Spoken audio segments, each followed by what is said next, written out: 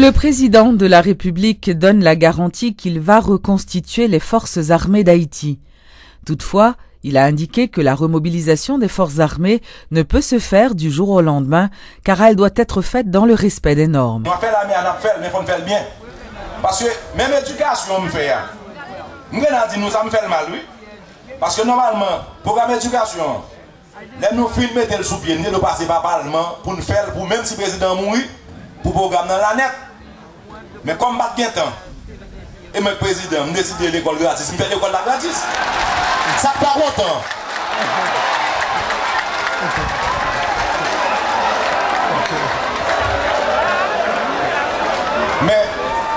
Mais j'aime faire pour l'éducation, on a peut-être arrangé pendant 5 ans avec parlementaires.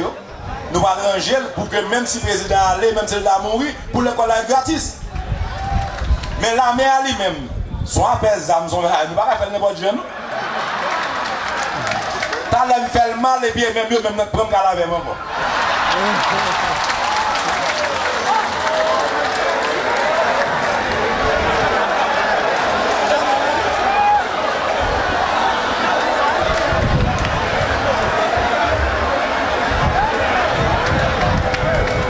Donc, après la meilleure, nous mettons pour le président, nous ne pas le président de Baïmanti. Nous travaillons sur lui pour nous faire, il faut nous faire bien. Il faut nous faire un fonds, il faut nous faire une infrastructure pour nous entraîner, il faut nous faire un recrutement, il faut nous faire un monde qui est d'accord pour former pour nous.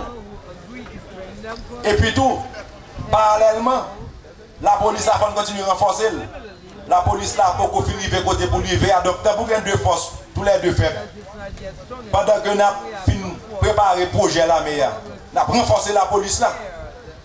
Nous avons renforcé la police là. Mais pour la meilleure, nous mettons campé derrière, même jeunes de voter pour moi la meilleure fête. Mais il faut le faire bien. Il faut que ce soit l'armée moderne, une armée qui mène un développement. Une armée professionnelle, qui a un corps d'ingénierie, tant que si il y a un problème là, pour le rentrer pour le faire développement. Il y a une catastrophe qui a rentré sauver des vies. Pour le corps médical, il y a une catastrophe qui a sauvé les gens. C'est ça nous plaît. Pour veiller les frontières, pour aider dans le reboisement, pour camper déboisement, pour contrôler le narcotrafic. Ces modèles-là, mais ça n'a pas cherché. Donc nous mettons poser la main à béni.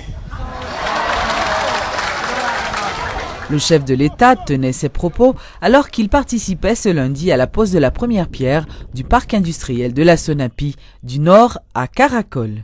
Cérémonie jeudi, cérémonie pose première pierre, qui rassemble nous ici, dans le temps Caracol, il marque deux bagailles. Nous arrivons côté et nous avons dérapé. Arrivé à ce qui s'allie. Je veux faire nous connaître que depuis que nous montons au pouvoir le 14 mai, nous-mêmes, avec des équipes, tant que l'équipe président Clinton, la BID, USAID, nous travaillons 24 sur 24 pour nous arriver à aujourd'hui. Et vous ne dire qui s'allie, c'est pour la première prière, ça veut dire tout préparatif est paré, tout travail, réflexion est paré, tout corps identifié, les gens qui viennent créer des jobs paré, pour cette construction pour commencer. Nous pensons que son groupe n'a réellement démarré avec travaux qui pour déboucher, soumettre pas ça en place pour venir créer près de 60 000 emplois. Près de 60 000 emplois dans la zone là ici. Ces changements, ça a besoin, ces modèles de développement, ça a besoin.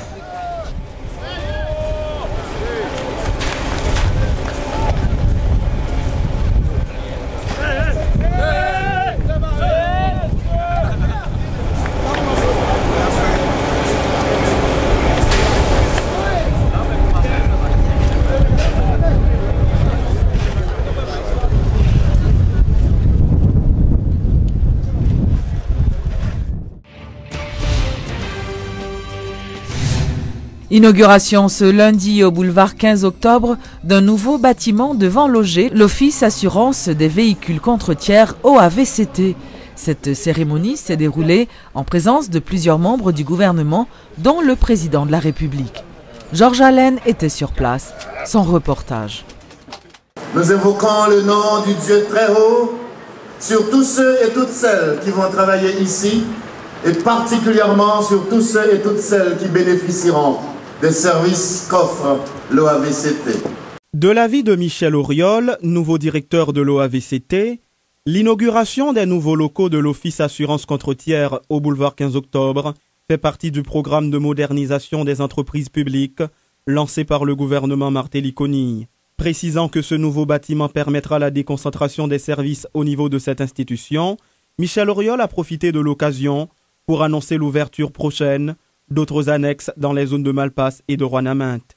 Vous n'avez pas à vous rendre à Charles-Soumer. Maintenant, vous avez un espace très grand où vous pouvez venir et obtenir le service qu'il vous faut. Donc nous pensons avec cet espace, c'est tout ce qu'il faut justement pour améliorer le service à la clientèle. C'est-à-dire là, on aura tous les services, même le service de la circulation va être là, et la BNC, le service d'inspection des véhicules, tout va être concentré là. À partir du 1er décembre, je pense que ce sera fonctionnel.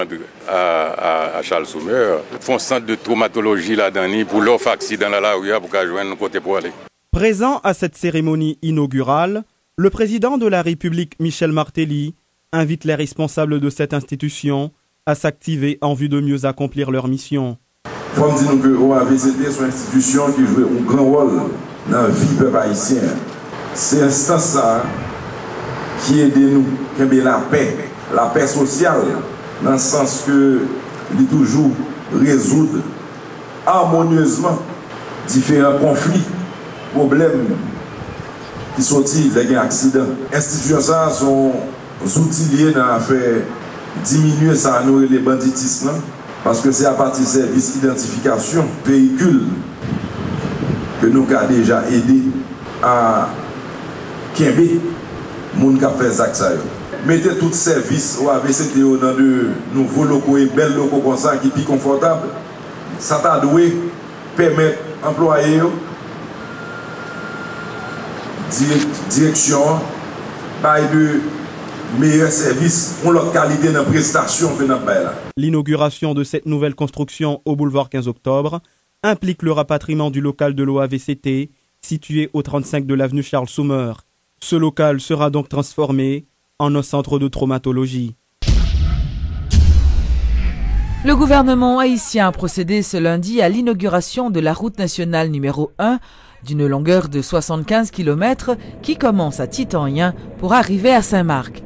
Les travaux de construction de ce tronçon ont été financés par la Banque interaméricaine de développement à hauteur de 60 millions de dollars américains. La cérémonie d'inauguration s'est déroulée en présence du président de la République, Michel-Joseph Martelly, et du président de la BID, Luis Alberto Moreno. Je participe à cette cérémonie de réception du tronçon Bon Repos Saint-Marc afin surtout de féliciter, de remercier pour un travail bien fait tous ceux qui, d'une façon ou d'une autre, ont permis de le réaliser. Et je considère l'œuvre réalisée comme un exemple à suivre si la coopération multilatérale se veut vraiment efficace et axée sur la satisfaction des besoins des zones desservies. Je considère l'ouvrage exceptionné aujourd'hui comme un projet pilote à partir duquel se projette une interdépartementale couvrant la région nord du pays modernisé. Il est temps qu'Haïti soit doté d'un maillage de circulation automobile, désenclavant de nombreuses régions à indéniables ressources et permettant le transport dans des conditions satisfaisantes des personnes et des biens. Que l'harmonie entre l'Haïti et la République dominicaine se renforce. La somme de la volonté de deux pays est bien plus forte qu'une seule île. I would like to seize this occasion also to strengthen the importance. Je voudrais aussi saisir l'importance des investissements en infrastructure. En réhabilitation, mais de nouveau, l'infrastructure est un défi pour la région en général. In countries in Latin America, we're not investing enough in infrastructure. Nous n'investissons pas assez en infrastructure. Au début du siècle, en Amérique latine, nous investissions juste 1%, alors qu'il nous faudra investir au moins 3% en ce moment, mais nous devons investir 4% pour maintenir nos infrastructures et nous devrons aller jusqu'à 6% en ce qui concerne l'Asie.